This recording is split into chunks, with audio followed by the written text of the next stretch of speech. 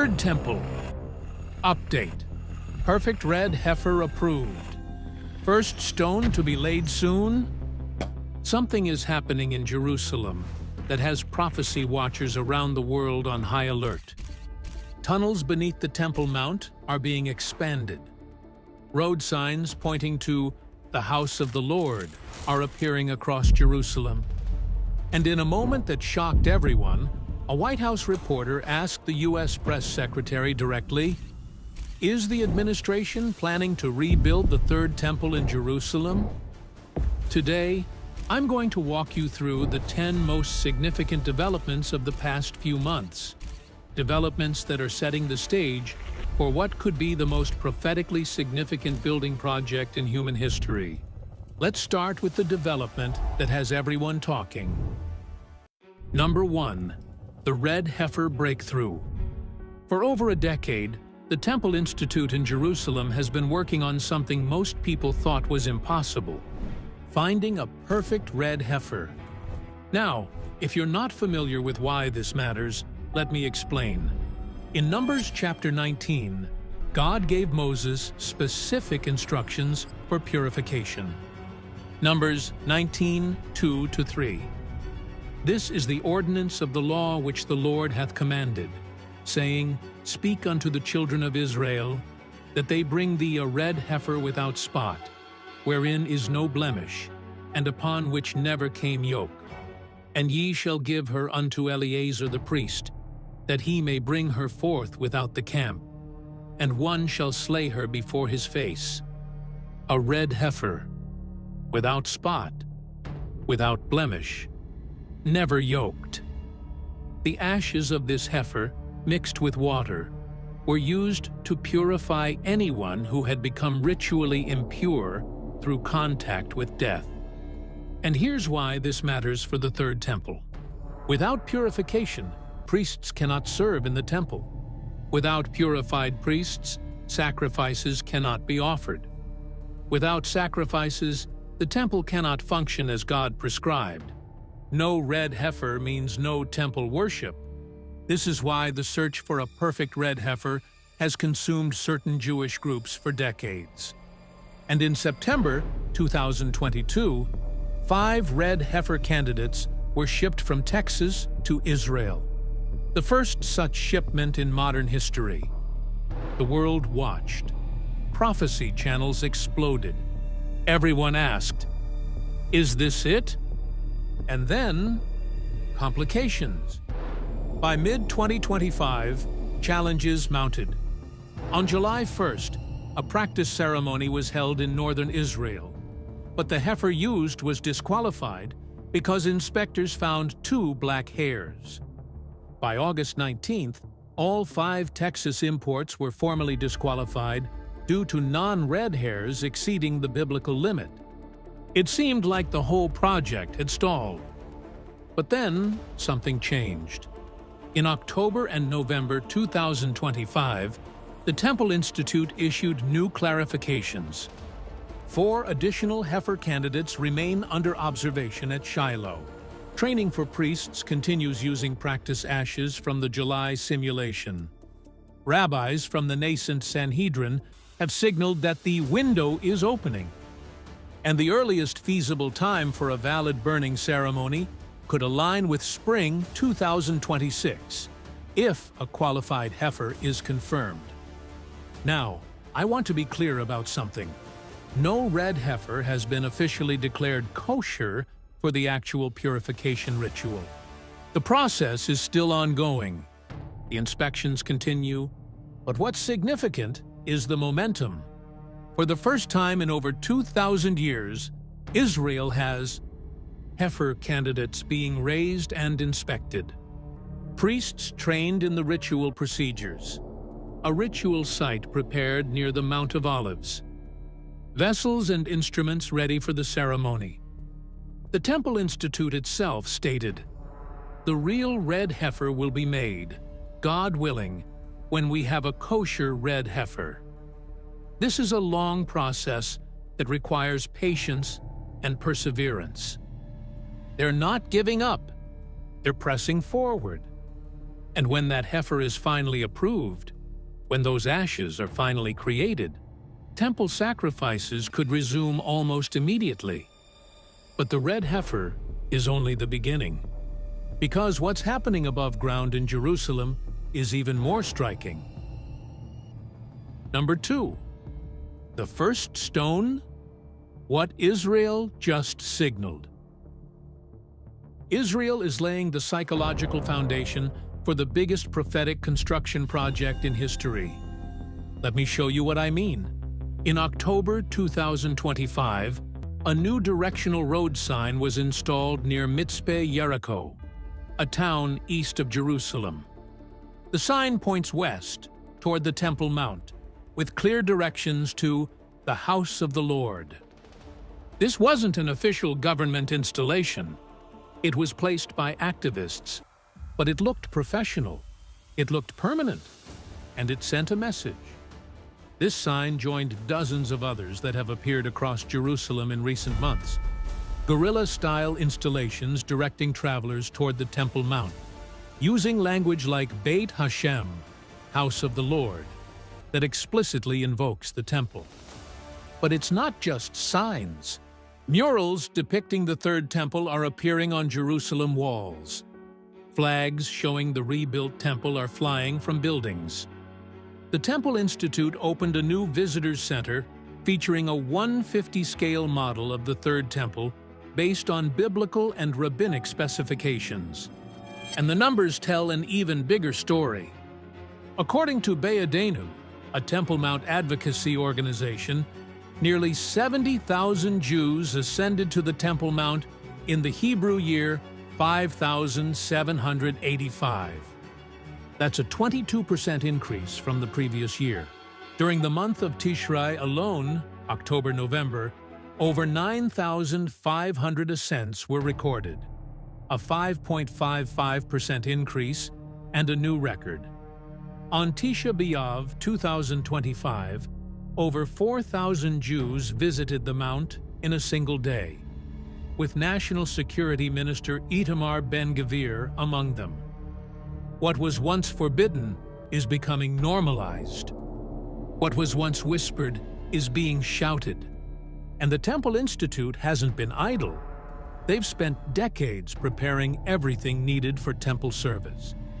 12 complete sets of priestly garments, tunics, ephods, breastplates, woven to exact biblical specifications, golden and silver vessels for altar service, trumpets, basins, incense shovels, a newly completed golden menorah, the first temple-fit menorah crafted in 2,000 years, made of pure gold according to Torah requirements, detailed architectural blueprints incorporating modern engineering and environmental standards, training programs for over 500 Kohanim, priests, and Levites since 2018. They've even deposited full construction plans with the Jerusalem municipality.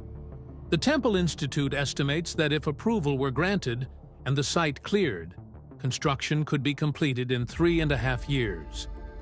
Everything is ready. The garments, the vessels, the blueprints, the trained priests. The only thing missing is the location. And that brings us to what's happening beneath the Temple Mount. Number 3, the excavation tunnels and why everyone is talking about them. For decades, archaeological excavations have been ongoing beneath and around the Temple Mount complex. The Western Wall tunnels, opened in 1996 after 20 years of work, exposed 488 meters of the original Herodian retaining wall, including massive foundation stones from the Second Temple period. The Hasmonean Tunnel extends 500 meters, connecting to the Via Dolorosa and revealing Roman-era theaters and ancient ritual baths. The Temple Mount Sifting Project has processed thousands of tons of soil removed by the Islamic Waqf, uncovering artifacts from the First Temple period, including buli seal impressions, and pottery fragments. These aren't secret operations. They're documented archaeological projects. But in late 2025, the situation escalated. On October 22nd and 23rd, the Jerusalem Governorate issued urgent statements through Palestinian media outlets. They warned of imminent partial collapse at Al-Aqsa Mosque due to what they called intensified Israeli digging in the southern and western areas beneath the Temple Mount complex. Advisor Maruf al-Rifai described intricate networks of tunnels, some extending 12 to 14 meters deep, removing soil and creating voids beneath Islamic structures. Residents in the Wadi Hilway neighborhood of Silwan documented cracks appearing in homes and schools. The Palestinian narrative is clear. Israel is destabilizing the foundations of Al-Aqsa to create conditions for its collapse. Israel's response is equally clear. These are archaeological excavations of historical pilgrim routes conducted under professional supervision, with no intention of damaging the mosque. Who's right? That depends on who you ask. But here's what's undeniable. In September 2025, a YouTube video showing a massive stone door discovered in a drainage tunnel beneath Jerusalem went viral. Over 100,000 views. The door appeared to date from the First Temple period. Hidden chambers, sealed passageways, ancient foundations few knew existed. For some, this is purely archaeological interest. For others, it's something more. Among certain Israeli groups, there's speculation that these tunnels could uncover the Ark of the Covenant, hidden by King Josiah in chambers beneath the Temple Mount, according to Talmudic tradition. In 1981, Rabbi Yehuda Getz actually attempted to excavate toward the Holy of Holies through Warren's Gate, believing the Ark was within reach. The dig was halted when the Waqf discovered it. No Ark has been found. But the hope and the digging continues. And for prophecy watchers, the tunnels represent something else entirely. A potential mechanism. If the structures above were weakened, through excavation, through natural disaster, through conflict, the obstacle to temple rebuilding could be removed. I'm not saying that's the plan. I'm saying that's the speculation. And in the world of end times prophecy, the how of temple rebuilding has always been the great mystery. But the tunnels aren't the only sign prophecy watchers are tracking. Because this fall, world politics crashed into the temple conversation in a way no one expected. Number 4. The White House. Question that shocked everyone. On October 23, 2025, something unprecedented happened at the White House press briefing. A reporter from Mishpacha magazine, Jake Turks, asked Press Secretary Caroline Levitt a question that nobody had ever asked in an official U.S. government briefing before. Is the administration planning to rebuild the Third Temple in Jerusalem? Let that sink in. A mainstream journalist in the White House briefing room asking the president's spokesperson about the Third Temple. Levitt's answer was firm. It has not been a topic of discussion. Denial. Case closed. Except it wasn't closed. The clip went viral. Social media exploded with speculation. Some pointed to Trump's reputation as a builder and his strong evangelical support base. Others connected it to his previous Jerusalem policies, moving the embassy, recognizing Israeli sovereignty over the Golan Heights. The Third Temple has moved from fringe religious speculation to mainstream political discourse. Reporters are asking about it. Officials are denying it. And the world is watching. Educator David Bashevkin captured the surreal moment with a satirical post. Breaking. White House currently has no plans on rebuilding the Third Temple in Jerusalem. The joke landed because it highlighted how bizarre and how normalized the temple conversation has become. This has never happened before. The Third Temple is now part of the political vocabulary, and that's a prophetic development in itself. Number 5. The Dome of the Rock. Question: how could a temple ever be built? Here's the elephant in the room. The question that everyone asks, but nobody can fully answer. The obstacle that makes the Third Temple seem impossible, and yet prophecy says it will happen.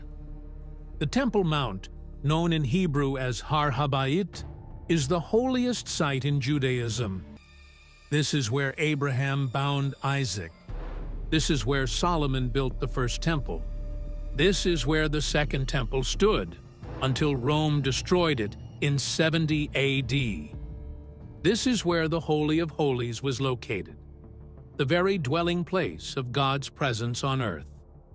For Jews, there is no more sacred ground anywhere in the world.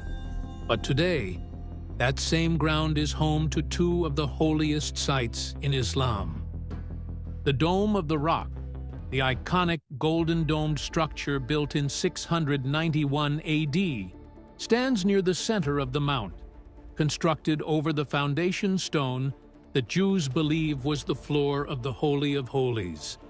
And Al-Aqsa Mosque, built in 705 AD, sits at the southern end of the platform, the third holiest site in Islam after Mecca and Medina.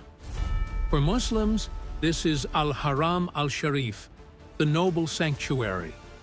This is where Muhammad is believed to have ascended to heaven during his night journey. This is where Muslims have prayed continuously for over 1,300 years, and they will not give it up. Let me be absolutely clear about what we're dealing with here.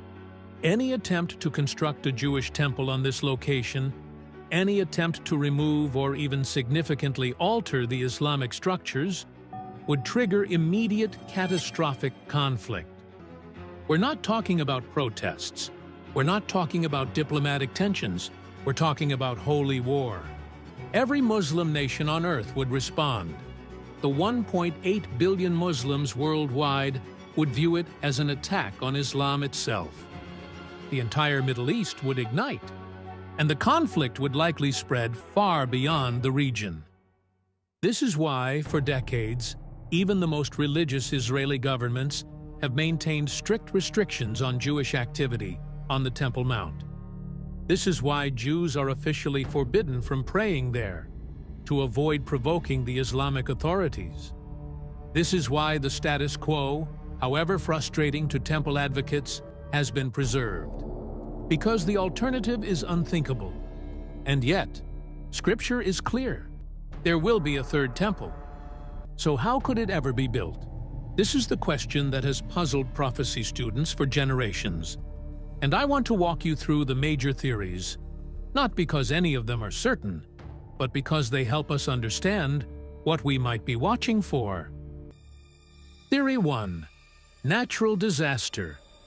Some believe a natural disaster, specifically an earthquake, could damage or destroy the Islamic structures. This isn't as far-fetched as it might sound. Jerusalem sits on the Syrian-African Rift, a major geological fault line that has produced significant earthquakes throughout history. A major earthquake struck Jerusalem in 1927, causing significant damage. Seismologists warn that another major quake is statistically overdue, and the Temple Mount structures, despite their beauty, are ancient and vulnerable. The Dome of the Rock has required extensive restoration multiple times. Al-Aqsa has experienced partial collapses in the past. If a catastrophic earthquake struck Jerusalem, if the Islamic structures were severely damaged or destroyed, it could create a scenario where rebuilding becomes politically possible. And here's what's prophetically interesting. Zechariah 14:4 describes a massive geological event associated with the day of the Lord. Zechariah 14:4. And his feet shall stand in that day upon the Mount of Olives, which is before Jerusalem on the east. And the Mount of Olives shall cleave in the midst thereof toward the east and toward the west. And there shall be a very great valley. And half of the mountain shall remove toward the north, and half of it toward the south. The Mount of Olives splitting in two. A very great valley forming. If God is going to reshape the geography of Jerusalem at Christ's return, could similar geological activity affect the Temple Mount beforehand? We don't know, but it's a theory worth considering. Theory 2. Military conflict. Others speculate that war could clear the site. Ezekiel 38-39 describes a massive invasion of Israel by a coalition led by Gog of the land of Magog, a force that many identify with Russia and its allies. This invasion is supernaturally defeated by God himself, with fire, brimstone, and great hailstones. Ezekiel 38:22, KJV. And I will plead against him with pestilence and with blood, and I will rain upon him and upon his bands and upon the many people that are with him, an overflowing rain and great hailstones, fire and brimstone. In the chaos of such a conflict, with missiles flying, armies clashing, and divine intervention occurring, the Temple Mount could be damaged or destroyed. Or perhaps a future war, a conflict we can't yet foresee, results in destruction that changes the political landscape.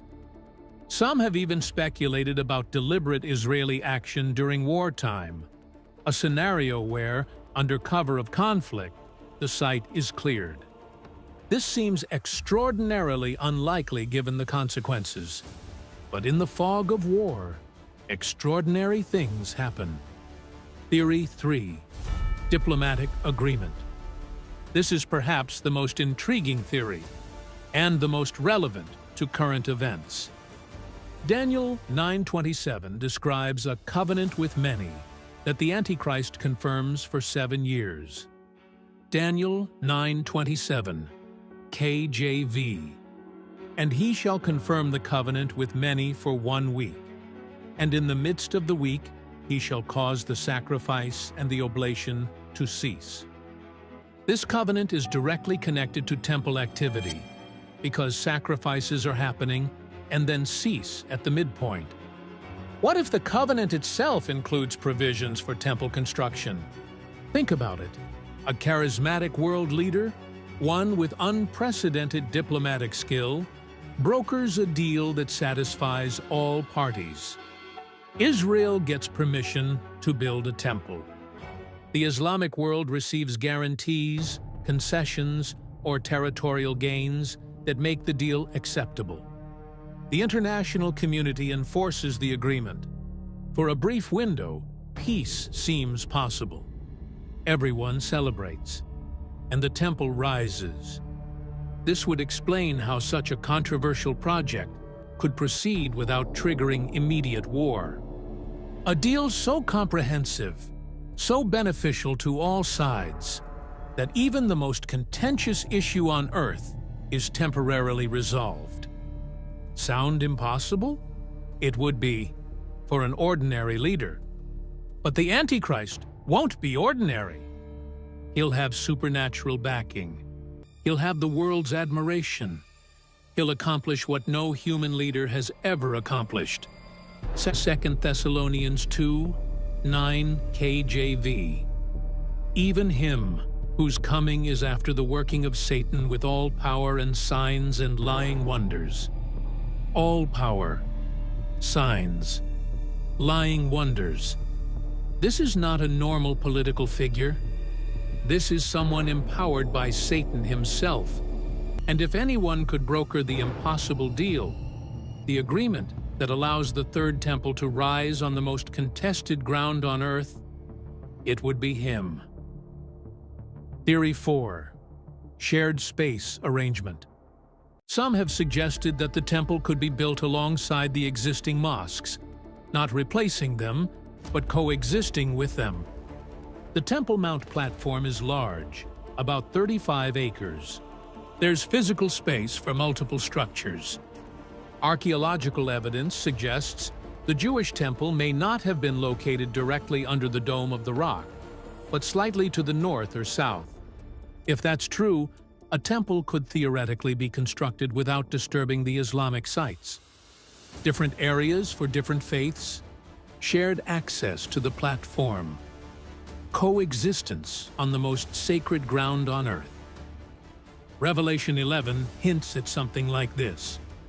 Revelation 11:1-2, KJV.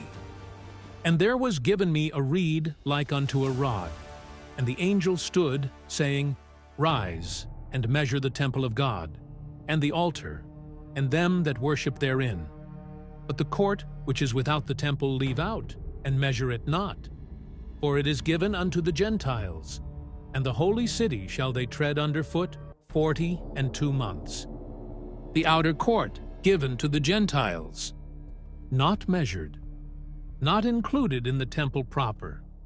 Could this describe a shared space arrangement, where the temple exists alongside Gentile structures? Some scholars think so. Others remain skeptical. But it's another possibility to consider. The bottom line. The truth is, we don't know how the third temple will be built. We don't know what event, natural, military, diplomatic, or supernatural, will make it possible.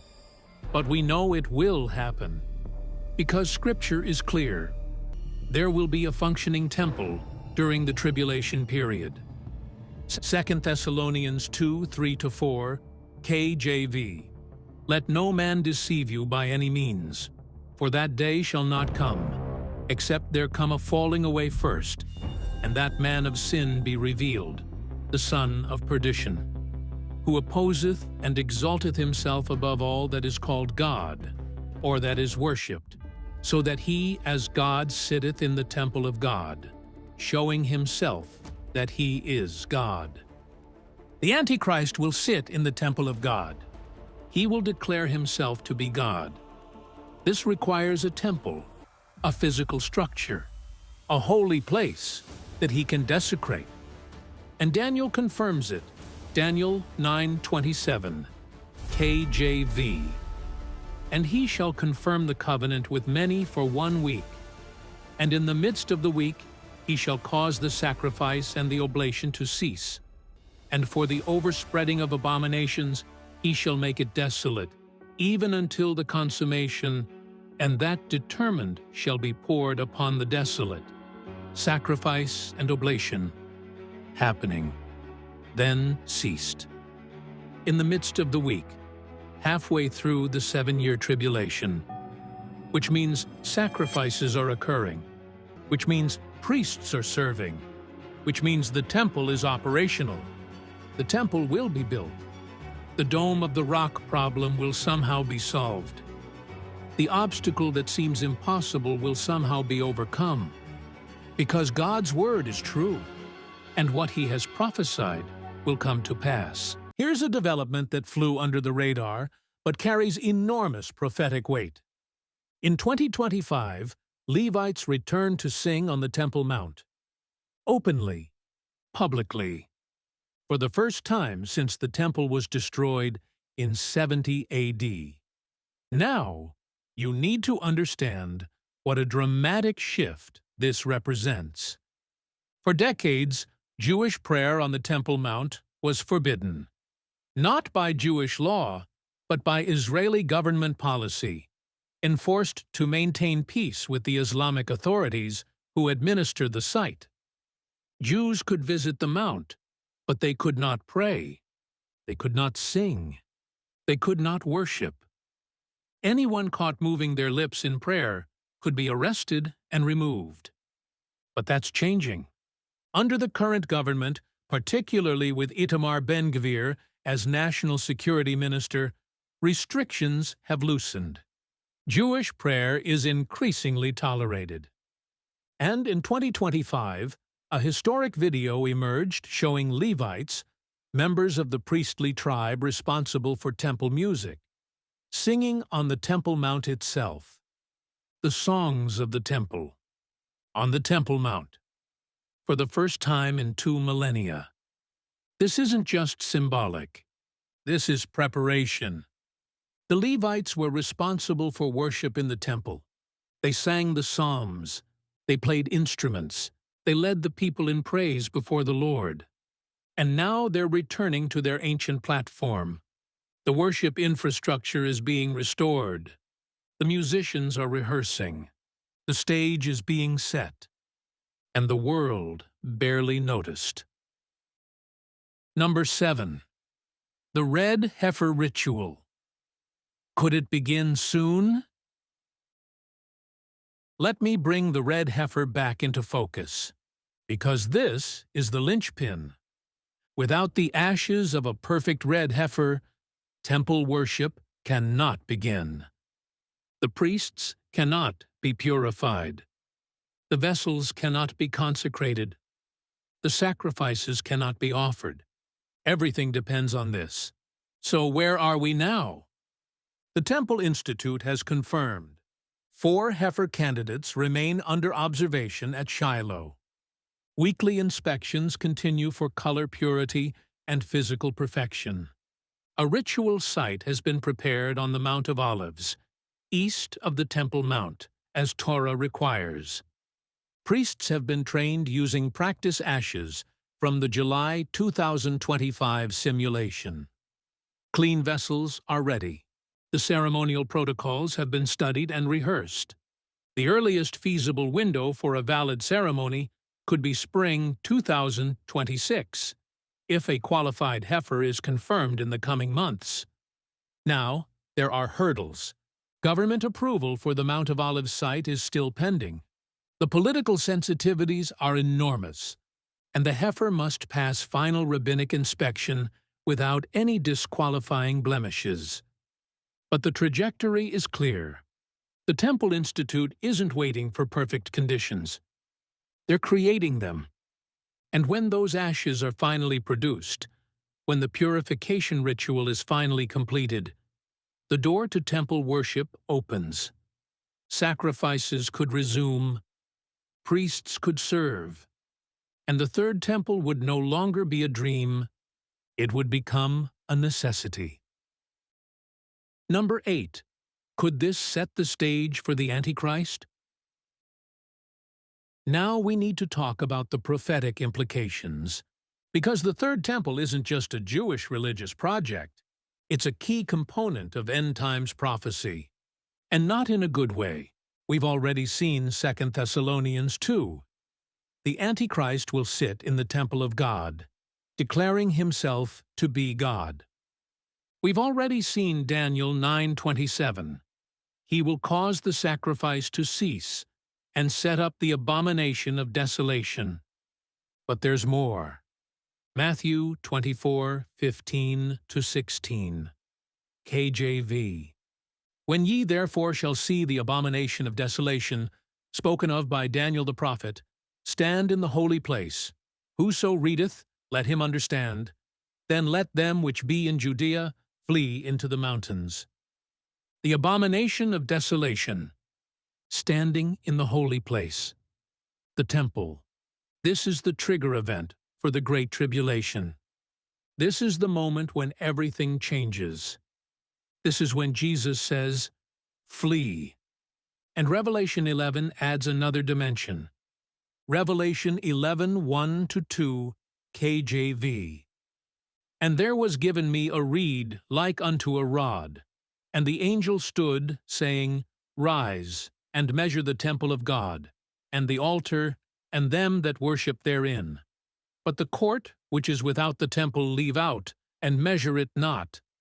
For it is given unto the Gentiles, and the holy city shall they tread under foot 42 months.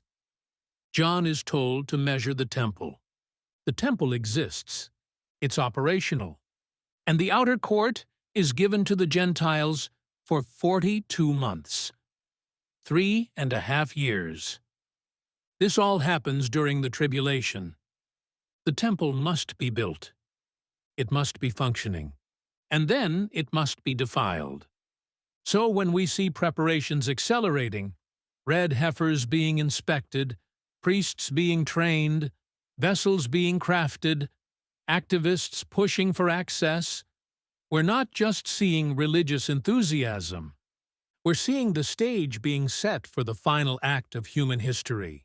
The temple rises, the Antichrist enters, the abomination is set up, and the great tribulation begins.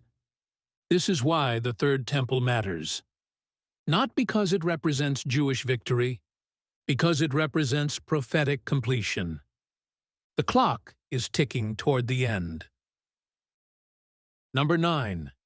Jews returning to Israel. A prophecy restarting. There's one more development we need to address, because before the temple comes back, the people must come back.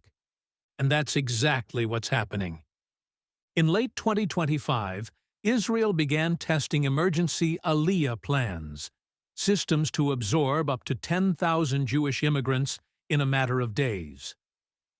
Jews are coming home from Europe, from North America, from South America, from everywhere.